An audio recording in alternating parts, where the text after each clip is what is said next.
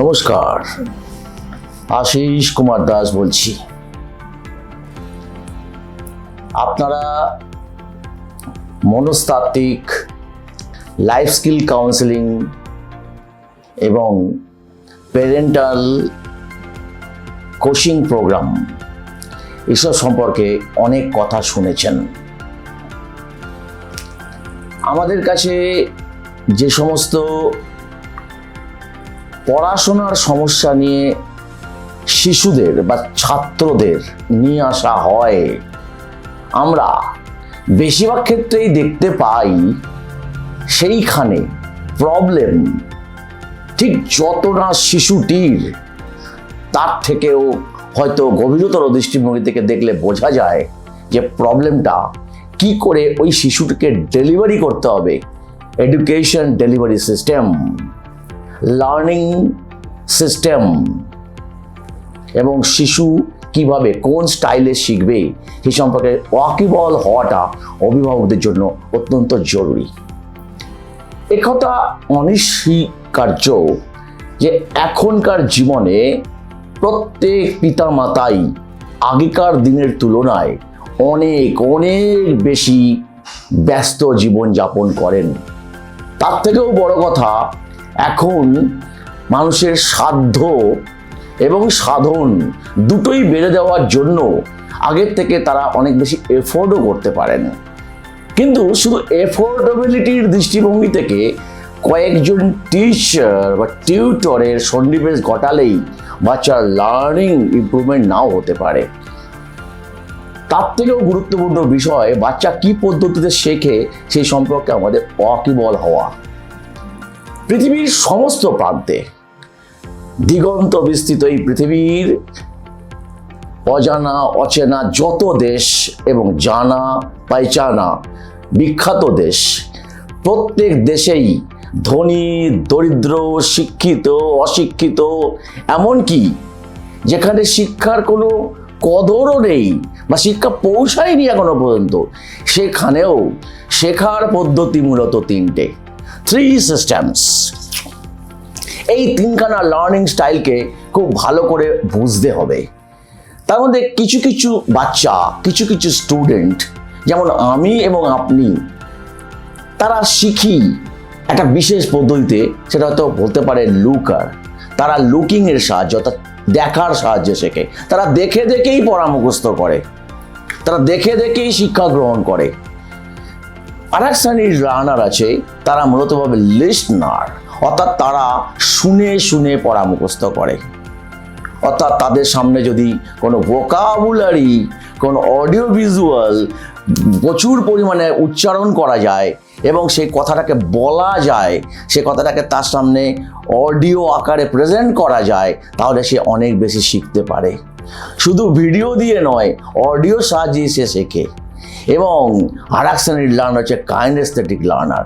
তারা মূলত হবে স্পর্শ ইন্দ্রিয়ের সাহায্যে শেখে, অর্থাৎ চোখ, কান এবং স্পর্শ ইন্দ্রিয়, এই ধরনের যে 3 ধরনের লুকার, লিসনার এবং কাইনেস্থেটিক লার্নার বা মোভার শ্রেণীর ক্যাটেগরির যারা লার্নার, তারা খুব ইন্টারেস্টিং ক্যাটেগরির। তাদের মধ্যে পড়াশোনা না করার প্রবণতা ডেভেলপ করে।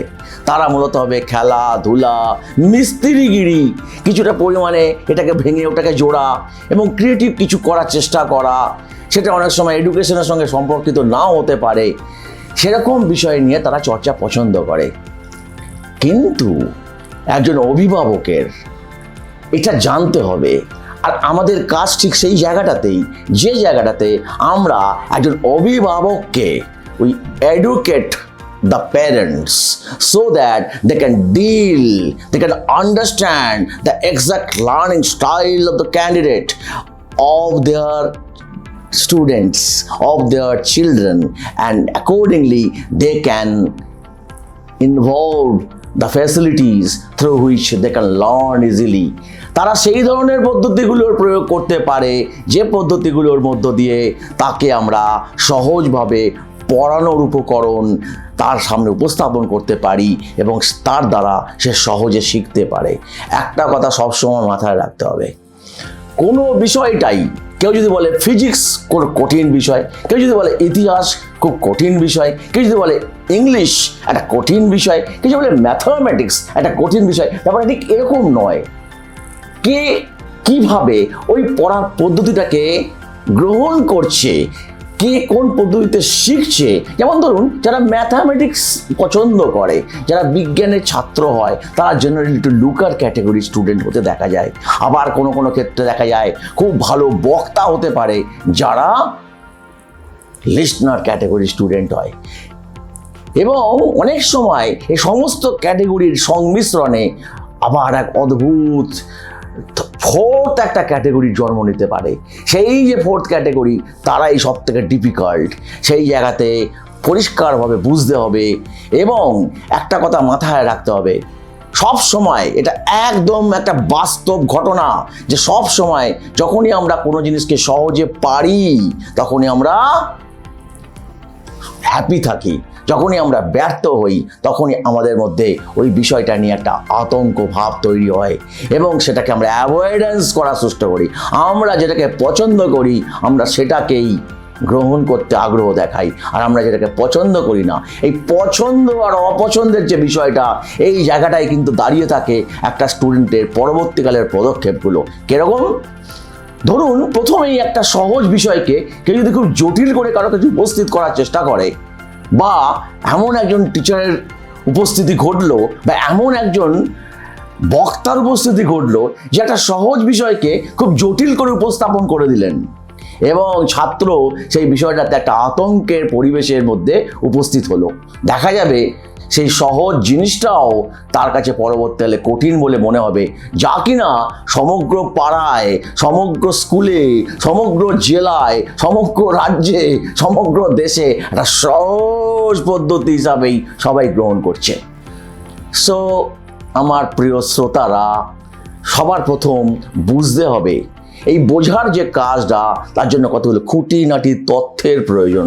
সেই তথ্যগুলোকে সমৃদ্ধ করে তার থেকে ডাটা কালেকশনের মাধ্যমে বুঝতে হবে বিহেভিয়ারাল স্টাইল, বিহেভিয়ারাল অ্যাসেসমেন্ট, এগুলো কতগুলো কোশ্চেনিয়ারের মাধ্যমে করা হয় এবং তার সঙ্গে সঙ্গে কথা বলা, ইনপুট সংগ্রহ করা। আমরা আপনাদেরকে অনেক সময় বলি যে স্কুলের টিচার কি বলছে, একটু তথ্য নিয়ে আসুন। আবার অনেক সময় আমরা বলি যে প্রাইভেট টিউটর কি বলছেন, একটু তথ্য দিন। আবার কোনো সময় বলি আপনি কি দেখছেন, একটু তথ্য দিন।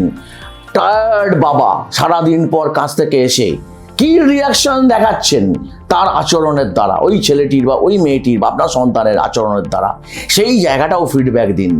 এবং সকাল থেকে ঘুম থেকে ওঠা থেকে শুরু করে রাত্রি পর্যন্ত যে তার যে বিভিন্ন রকমের ইঁদুর দৌড়ের পরিস্থিতি একটা বাচ্চার জীবনে আজকে, সেই জায়গাটাকে সে কীভাবে ম্যানেজ করছে, কোন জায়গায় তাকে দেখা যাচ্ছে হাই থাকতে, কোন জায়গায় তাকে একটু লো দেখতে মনে হচ্ছে আপনার, এই জিনিসগুলোকে খুব ভালো করে অবজারভেশন করবার জন্য আপনাকে আমরা ইকুইপ করব।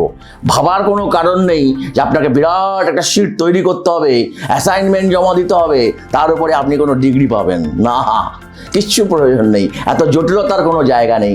সহজ পদ্ধতি, যে পদ্ধতির মাধ্যমে আপনি শুধু কয়েকটি প্রশ্নের উত্তর দেবেন, তার থেকে অ্যাসেসমেন্ট হবে, সেই অ্যাসেসমেন্টের মাধ্যমে বলে দেওয়া সম্ভব হবে আপনার ছেলেটির, আপনার মেয়েটির, আপনার সুযোগ্য সন্তানের সঠিক পড়ানোর পদ্ধতি কি হওয়া উচিত।